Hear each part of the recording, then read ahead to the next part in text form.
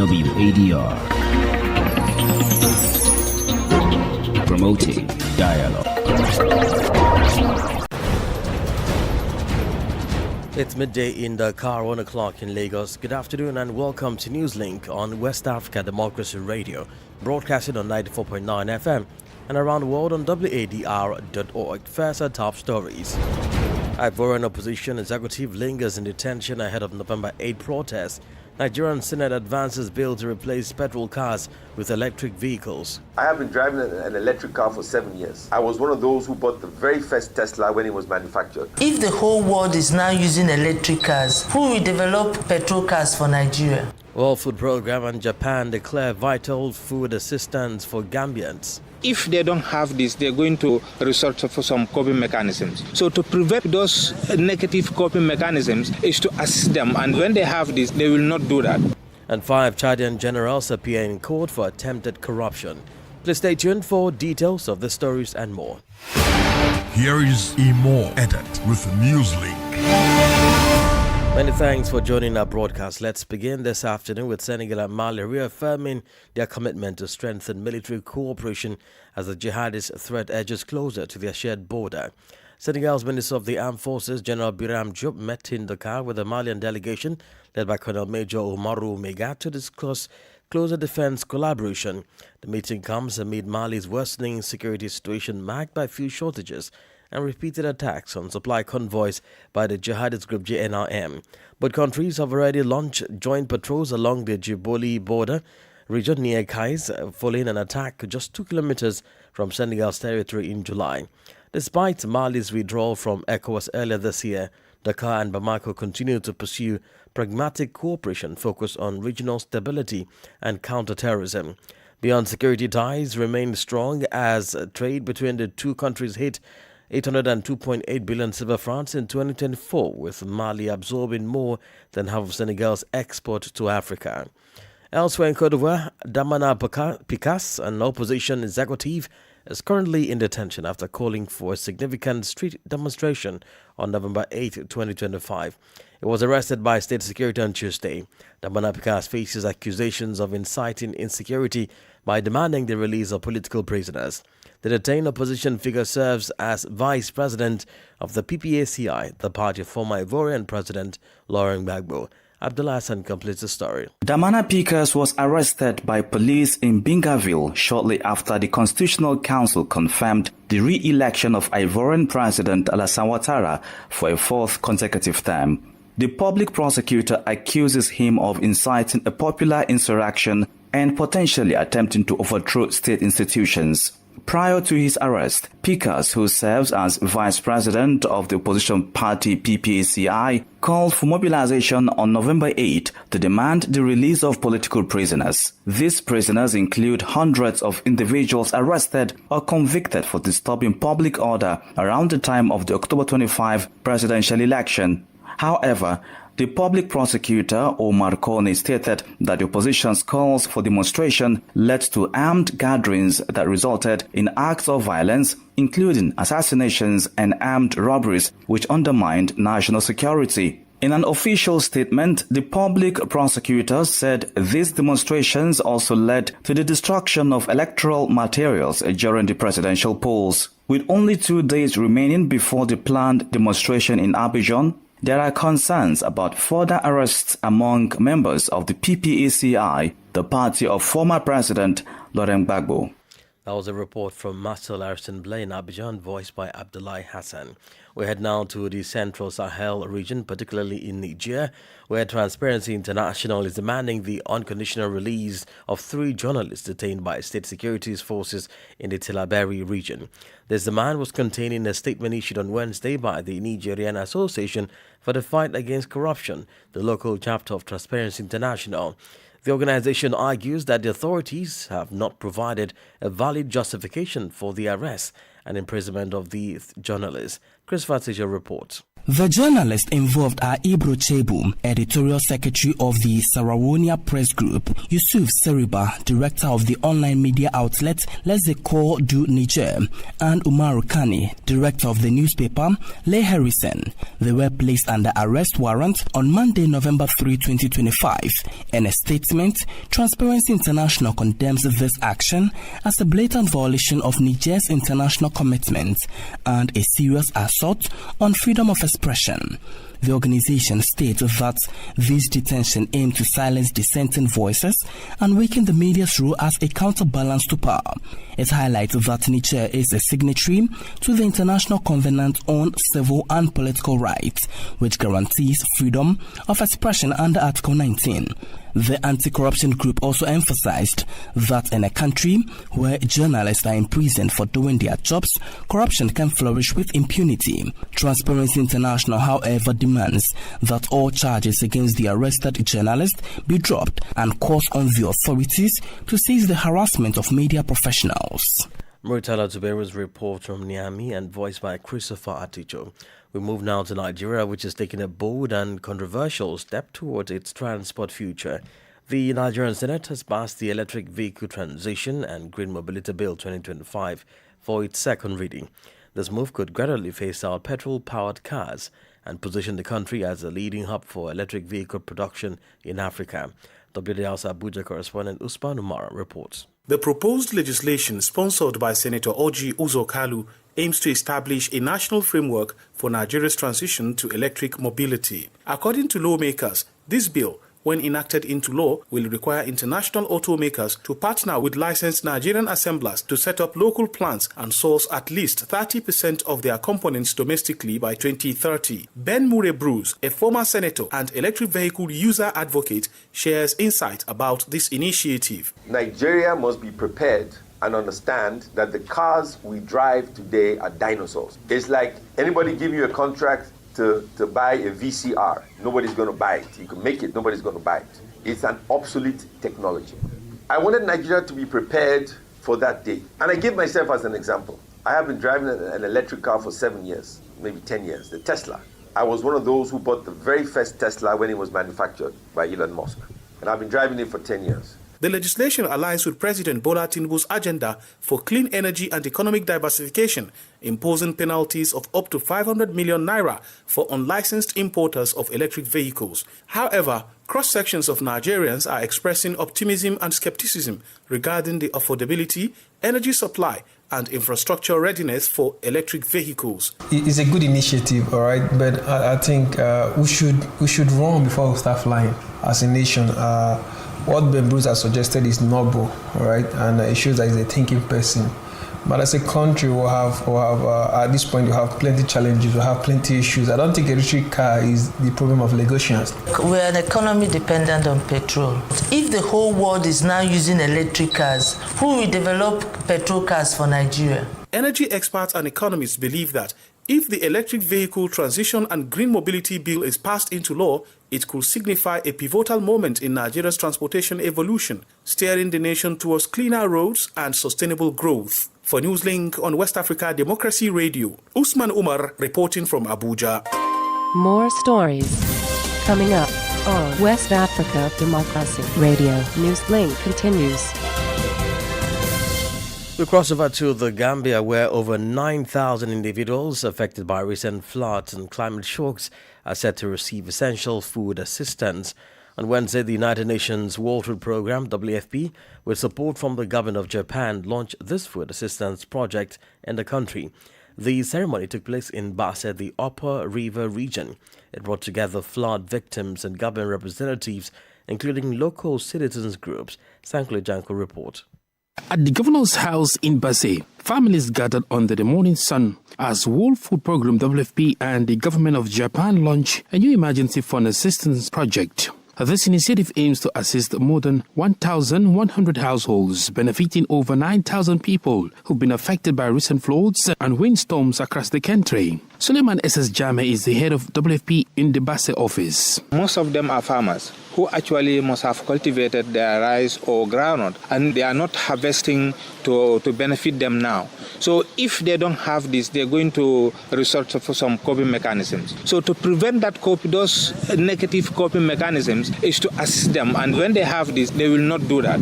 Each household will receive monthly food rations for 3 months, including 72 kilograms of rice, 7.2 kilograms of beans, iodized salt, and 5 liters of fortified oil.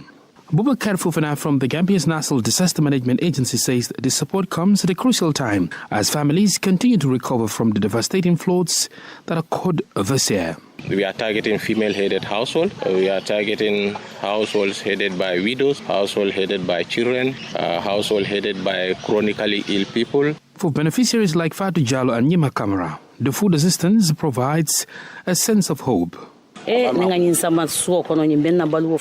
will really improve our livelihoods because it takes away the burden of buying rice, oil and beans, the foods our families often rely on for breakfast. Praise be to Allah. We are truly grateful and very happy.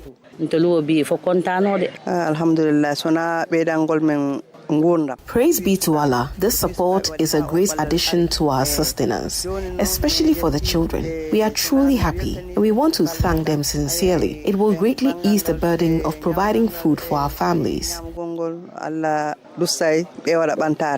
The food distribution project, funded by the government of Japan through WFP, runs from October to December, supporting affected communities nationwide. Thank you, Jango, for that report. We do have more discussion on this assistance on our guest interview segment. In the meantime, Ghanaian President John Mahama has announced a major expansion of the country's prison services to undertake large-scale farming, poultry and vegetable production as part of a wider prison reform program. Speaking at the commissioning of the Damango prison camp on Wednesday, President Mahama said the initiative is designed to make the prison service a key contributor to Ghana's 24-hour economy while improving the welfare and rehabilitation of inmates. He also revealed that a daily feeding allowance for inmates has been significantly increased from 1 cedi 80 pesos to 5 Ghana cedi, describing the move as a matter of justice and human dignity rather than charity. As part of these reforms, the leader said his government is working to complete the 800-inmate capacity remand prison at Nsawa, which was initiated by his previous administration in 2016, but has since been left abandoned. The Ghana Prison Service will actively contribute to the 24-hour economy by running prison industries around the clock. This will include sewing school uniforms, manufacturing furniture, agro-processing, and other goods both for government use and for the open market. This initiative will not only generate income to sustain the service, but will also equip inmates with the practical skills for life after their release. In agriculture, the prison service is being supported to engage in large-scale farming, including poultry and vegetable production. The government is providing fertilizer and mechanized equipment to improve productivity over the next 3 years. And so the prison service is going to receive agricultural tractors and implements so that they can activate their prison camps. As you were told, we've also increased the daily feeding rate for inmates from 1 cedi 80 pesos to 5 Ghana cedis. This will provide better nutrition for those incarcerated in prison. This is not charity, it is justice. It reflects our belief that dignity should never be dependent on one's. Ghana's President John Mahama speaking there. In Liberia, the government is preparing to host the 2025 National Agriculture Value Chain Program. Scheduled to begin on December 9, this major initiative is designed to boost the country's agricultural sector and strengthen partnerships with international stakeholders. It seeks to create opportunities for smallholder and industrial farmers to display their potentials and showcase their farming produce. WDL's Monrovia correspondent Ibrahim Baka reports. A calling to authorities, the 2025 National Agriculture Value Chain Program aims to attract investors to the cassava sector with plans to establish a starch factory that will help increase farmers' incomes. Making the disclosure, Liberia's Agriculture Minister Alexander Nuta said during the event, local farmers will showcase their produce in the presence of international partners, including the Food and Agriculture Agriculture Organization, the FAO. We consider 2025 an important event for us because it's not just going to be in Lagos. We've also got assurance that the president of Tuskegee University in the United States is going to be visiting us. Ahead of the event, the minister highlighted advancements in the agricultural sector, such as the cultivation of over 10,000 hectares of land for cocoa production in Bong, Lofa, and Dinimba as part of the National Agricultural Development Program. He also mentioned the introduction of 9 new cassava varieties, some of which are intended for starch production to support these processing facilities. Our target for the NADP for cocoa has been 20,000 hectares, but at this level we've done well. It is our expectation that by 2025 we have done more. We are encouraging investors to come here. For the cassava sector, for example, we've been able to attract some investors who will be doing the starch factory here to enable our farmers generate more income for themselves. The Liberian government says the 5-day event is expected to create more opportunities for smallholder and commercial farmers to scale up their production. For Newslink on WADR, April Parker, Monrovia. You're listening to Newslink on West Africa Democracy Radio, broadcasting on 94.9 FM in Dakar and around the world at wadr.org. Here is a reminder of our top stories. Ivorian opposition executive lingers in detention ahead of November 8th protests. Nigerian Senate advances bail to replace federal cars with electric vehicles. World Program and Japan declare vital food assistance for Gambians. Still ahead, 5 Chadian generals appear in court for attempted corruption.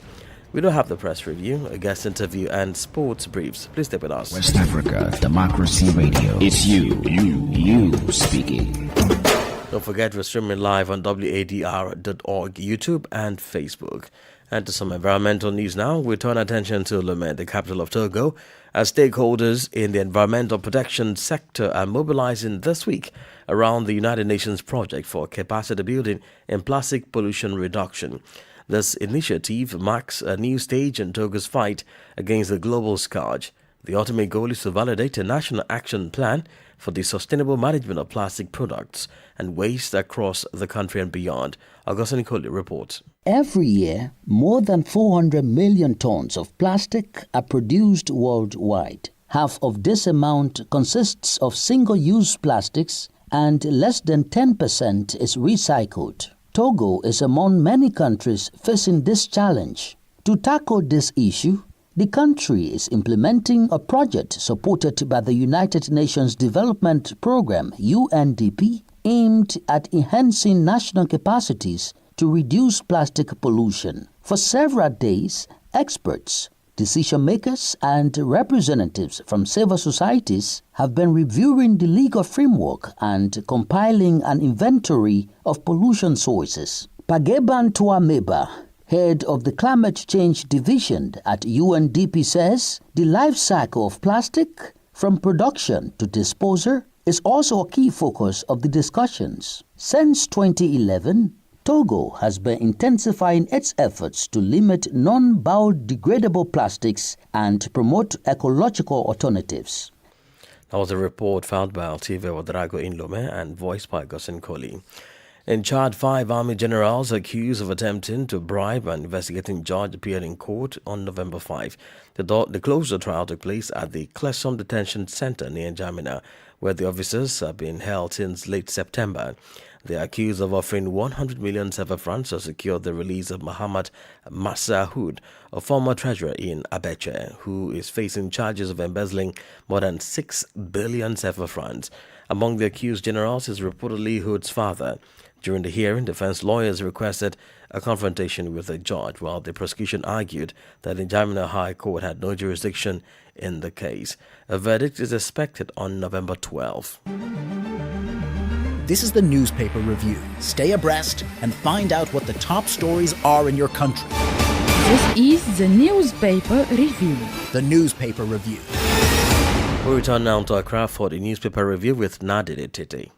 Greetings. Welcome to the newspaper review segment. We start off with the Daily Graphic newspaper front page. Husband burns wife and 5 children after suspecting wife of infidelity. Other stories here, GRA simplifies tax for informal sector, and Shraj indicts former GRA boss accused of causing 9 million Ghana cedis financial loss to the state. That's it for the Daily Graphic newspaper front page of the Daily Guide. Shraj indicts ex-GRA boss for 9 million Ghana cedis fraud. Also here, 5-week pregnant trafficked teenager rescued in Takwa, and NPP slams judiciary over unreasonable bill terms, and German president meets Otumfuo. The Ghanaian Times newspaper front page, El Wak Stadium in ruins.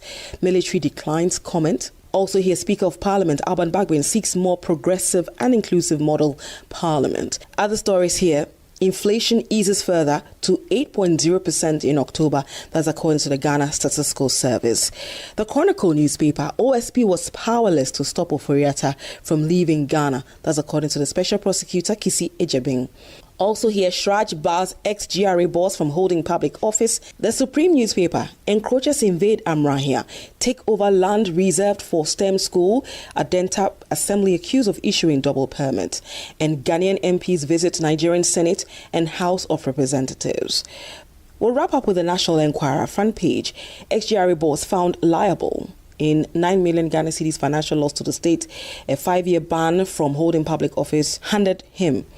Also here, government to transform prisons into agricultural and skills training centers, and government committed to strengthening Ghana's aquaculture sector, that's according to the Vice President, and no political connection needed to buy state housing homes, as according to the Managing Director.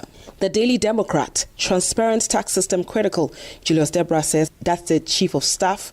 Also here, government redeploys 700 doctors nationwide, and 15 killed, 40 injured in 2020 and 2024 election violence, as according to the Interior Minister. That'll be it for the newspaper review segment. Is back to you in the studio. Many thanks, Nadia Dictated there. Politics, analysis on major news, social matters, and all. This is A Guest. As we mentioned earlier in our bulletin, let's head back now to the Gambia, where the United Nations World Food Programme, with support from the government of Japan and in partnership with the state government, has delivered vital food assistance to Gambian families hit hardest by floods and climate shocks. The nationwide initiative was officially launched on Wednesday in Basse Upper River region. The new emergency food assistance project is targeting more than 1,100 households, over 9,000 people across the country affected by recent floods and windstorm. Samba Ba is the governor of Upper River region, one of the hardest hit areas in the country. I'm so happy in as much as when you look at it, these are people that you know that they are within the poverty line. They are highly affected as far as disasters are concerned and other issues are concerned. And if today NDMA with double FP, that's government of the Gambia, because NDMA is under the government of the Gambia, and double FP are able to coordinate, make sure that they support at least these victims or vulnerable people, I call them, to at least boost their lives and livelihood. I think that is a sign of joy and happiness. So that is where we are, because this is a lean support. When you look at it, we are just about to leave the rainy season, and there are some of the crops that are already ready, but when you look at it, the processing aspect of it has not been done. So it is a critical period, a period where people are harvesting, but at the same time, you've not gotten it yet for you to at least eat. So as a result, supporting these people at that particular time is crucial. The items that are being shared today, distributed today, they are very vital as far as our daily consumption is concerned, because you have to look at it. Rice is available, oil is available. So all these compositions, when you look at it, is there to help the nutritional aspect of the people. Honorable, how prone is your region to disasters? Yes, the region definitely is very vulnerable to disasters, knowing the fact that, one, we have what we call, sometimes we experience flood, which is not regular, but once in a while we experience flood, and sometimes also when you look at it, we also experience sometimes windstorms. These are things, and then not only that, but also even fire disasters. So these, in fact, these three things are the ones that culminated the highest number of the disaster victims as far as URR is concerned. But definitely when it comes to flood, for example, you know, last year, there was a serious flood in Upper River region, where most of the agricultural produce and whatsoever, they all perished. Because when some crops were about to mature, for example, the rice, and then inundation took place, and then they were all covered and they all, perished. So this was something that it was difficult for my people to come out of that, what we call situation. But alhamdulillah, and this year, as it is stated, yes, we have some little bit of problems like flood and so, but it's not as much as last year. And when you looked at it also, the harvest for this year, everybody is expecting a bumper harvest. Compared to what happened, it was last year, it was devastating, but this year we are expecting a bumper harvest. Right. Finally, before I let you go, I know you're in a hurry. What steps is your office and the government and authorities are taking to ensure to mitigate or to probably prepare better for disasters in the future? One of the things that we are doing is, the whole of the rainy season, you will hear tree planting exercise.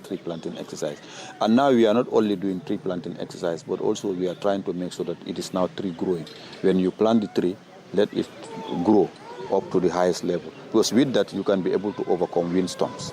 And also when you look at it, some of these things, the floods that normally takes place, the reason why they are affecting us is because they don't have protection. Sometimes when you looked at it, we have to make sure that we manage our waste management. Some of these things are the ones that blocked what we call culverts, and as a result, the water will swell and then gets into people's compound. So there were a series of sensitization that took place here, and we also have what we call NDMA and other agencies, NEA, and then area council, whom you know that they are doing extremely well in making sure that at least people are sensitized and they are aware as to what they should do in order we mitigate. But the other part of it also, we have to understand, some of these disasters, they are difficult to control. So this is what it's not a man-made thing. Like these are things that that they occur naturally. So for that one, it will be difficult. But what we always tell people, preparedness is always very good. You prepare the person's mind and mentality so that when it strikes, you will know how to overcome it. So these are all things that we have done. And definitely we have seen this year, we have improved a lot compared to what we call last year. Samba Ba is the governor of Upper River region in the Gambia.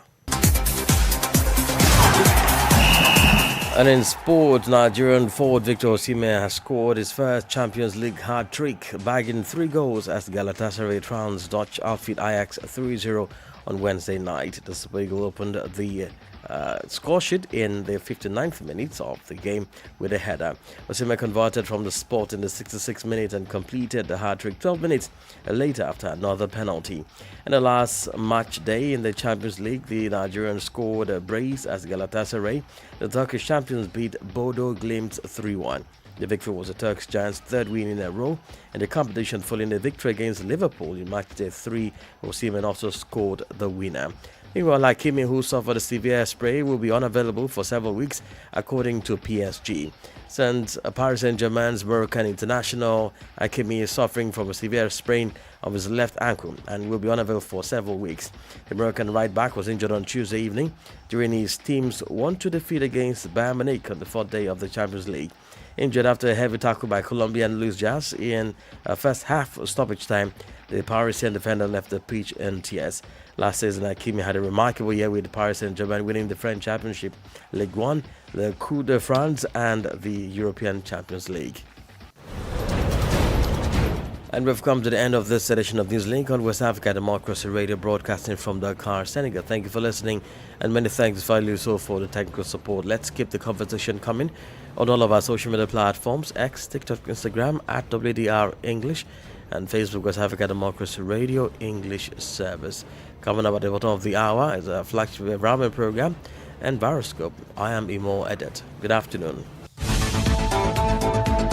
And many thanks to you for listening to Newslink via Hot 104.3 FM, Newmi FM 94.0, Hilltop Radio 104.7 FM, and Veritas Radio 102.9 in Banjul, the Gambia. We also appreciate our listeners in Liberia via Alternative Youth Radio 98.9 FM, Lofa County, Radio Kagama 94.5 FM, Niba County, DCN Radio 91.3 FM, Riverside County.